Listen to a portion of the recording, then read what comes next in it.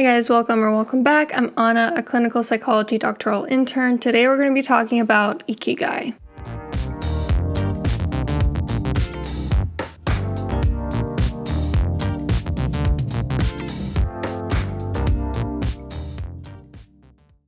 So Ikigai is one of those books that while I was reading, I could tell this is going to be one of the most transformative reads. It combines lessons from supercentenarians, people who live well above 100 years on a Japanese island, and they're giving advice on how to live a really long, healthy, happy life, along with the Japanese concept of Ikigai, which is how to find meaning in your life. So ultimately, it's a book about how to live not only long, but also meaningfully, something that I think a lot of people are struggling with these days. So I put the link in the description for this book if you want to purchase it. I'm not going to be covering everything that it talks about, and I definitely recommend that you read the whole thing. It is pretty quick. I read it in one day because I loved it so much. So let's talk about 5 lessons from this book on how to live a long and meaningful life. Lesson number 1 is Ikigai, the title itself, which basically just means finding a way to combine what you love with what you're good at, with what the world needs, with what you can get paid for. That is basically what Ikigai is where those Venn diagrams intersect, where you find something that you're really passionate about and that other people think you should do. The reason that you get up in the morning.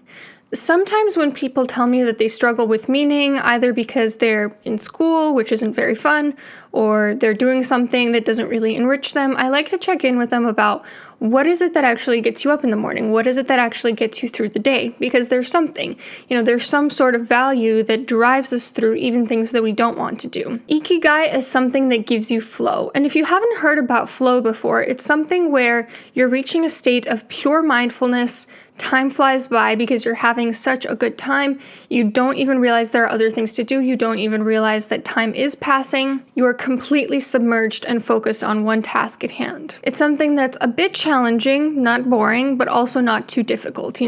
It's not anxiety inducing. It's just that perfect middle ground of a little bit of obstacle, not too hard, not too easy. For me, I can say that absolutely without a doubt, the thing that I get flow from is writing.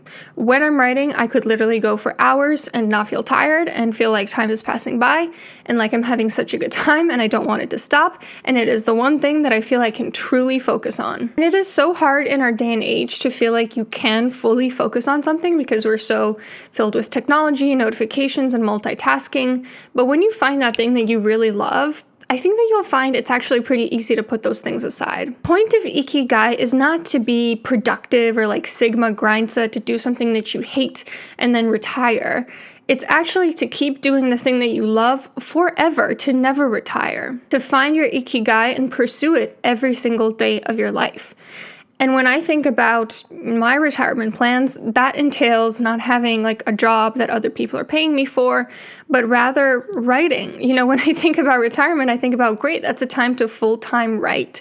So again, what is that thing that you could see yourself never retiring from? Ikigai is also really important because the book talks about how it's not only important to keep your physical body active, it's also really important to keep your mind active, of course, to offset things like dementia or other neurodegenerative disorders. So try every day to sort of push yourself outside your comfort zone, whether it's playing a game, learning a new language, reading a book about something new, taking a class, whatever it is, pushing your mind outside your comfort zone, preferably working towards your Ikigai, but not necessarily. It could just be a hobby on the side. Tip number 2 for living a long and meaningful life is to eat a nutritionally dense diet filled with the 80% rule. Now, disclaimer, I'm not a physician. What I study is the human mind. That is my area of expertise, so take this with a grain of salt. But I will say that this book not only focused on what the Japanese supercentenarians recommended, but also embedded their tips within the larger literature about what we know is healthy for us. Research and recommendations from medical institutions, so I do think that these are overall good tips for nutrition. So the island with the Japanese centenarians that this book talks about is Okinawa, and the Okinawa diet consists of the following things. A variety of foods, eating the rainbow, making sure that when you look at your plate, you have purple, yellow, brown, beige, green, red, all the colors possible. 5+ servings of fruits and vegetables per day, including on this island, they have a specific specific fruit called shikuwasa, which is very, very rich in antioxidants. So obviously, if you can find foods that are higher in antioxidants, that's great. They fight free radicals. And when I was working for an institution that had a lot of Medicaid billing,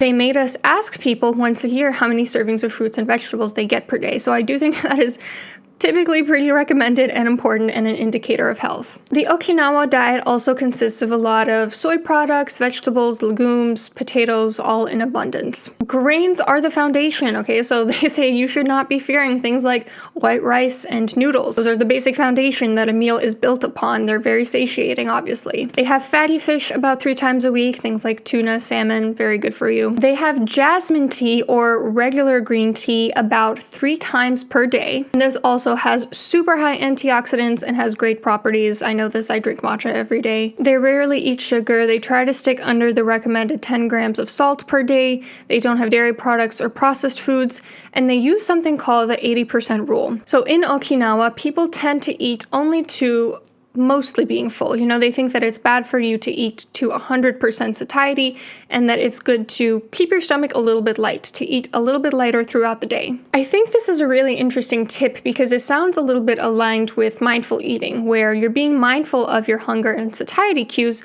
and you're making a point to not go over them. In Okinawa, they also eat below the recommended caloric intake of the US, and they tend to be a little bit on the slimmer side than in the US. Partly because the author attributes this to the fact that they put all their foods on small, tiny little plates, kind of like tapas style. And so it seems like they're about to eat a huge quantity of food. Tip number 3 is to move your body every day. Quote that I highlighted from the book was, "The people who live longest are not the ones who do the most exercise, but the ones who move the most." So especially if you can combine keeping an active lifestyle with things like breath work, so things like yoga, tai chi, having a morning warm-up, morning stretch, shiatsu, and qigong. These are all exercises they recommend which combine movement with breath work. Because if you think about it, when you combine breathing with movement, you're much more embodied, you're more focused on the experience, on how your body feels, and on the thing that gives you life, which is your breath. So I was a little surprised that they don't recommend doing really hard workouts that get your blood pumping,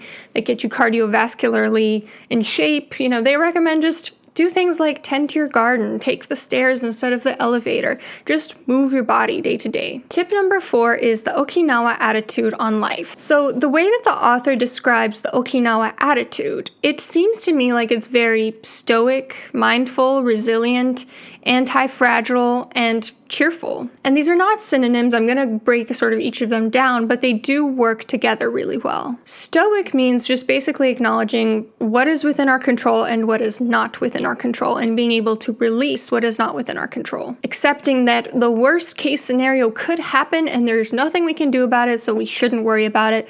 We should just try to keep moving through life. Pay attention to the present because it's the only thing that truly exists. Being mindful is what it sounds like, just being focused on the present moment, again, taking things slowly, one thing at a time, not focusing on what could go wrong in the future or what's gone wrong in the past. Being resilient means staying strong when things inevitably go wrong, being able to experience a painful emotion and sort of put it past you to be able to move forward from there, to persevere when things go wrong and keep pursuing your Ikigai. And being anti-fragile is kind of similar to this, the ability to bounce back from catastrophe even better than before. So the author talks about how when the tsunami happened in Japan, there were certain parts of the country that did well versus certain parts of the country that never fully recovered.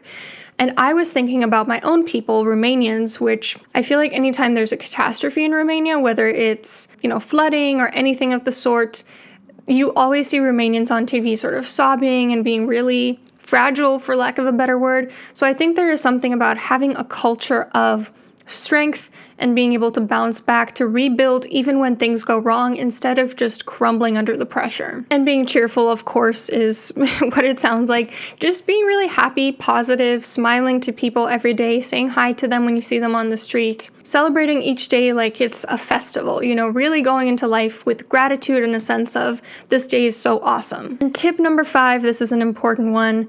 Commune with friends every day. They have a very strong sense of community on Okinawa Island, and the author partly attributes this to the fact that they are an island, so they don't have that many people to rely on. They really have to make strong ties with each other. It also seems very collectivistic, where they all sort of contribute to a monthly fund, and then if someone comes on hard times, part of that fund gets used to help them. So it's not just what's mine is mine, it's what's mine is ours, and if I fall on hard times, then we are going to help you. The point of this tip is really that you have to find people who share common interests, hobbies, who you feel accepted and loved by, who you feel comfortable with, and spend some time with them every day. Ever since moving to a place where I don't really know too many people, the quote that keeps coming to my mind is, if you've ever read Into the Wild, the Chris McCandless quote that happiness only real when shared. I am very much an introvert, okay? Like, I love being on my own, recharging that way. But the thing is that you can't go through life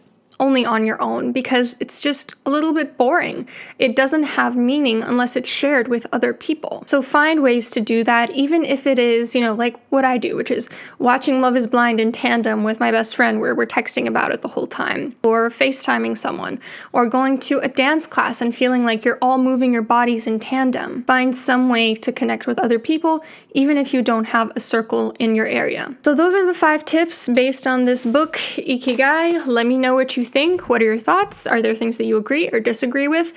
What is a piece of cultural wisdom from your culture? Because I think this is great. I think Japanese culture has a lot of wisdom. And I'm actually going to read a different book about a Japanese concept called wabi-sabi next. But I'm also curious what other cultures think is the solution to living a meaningful life. So let me know. Hope you have a great day. See you soon.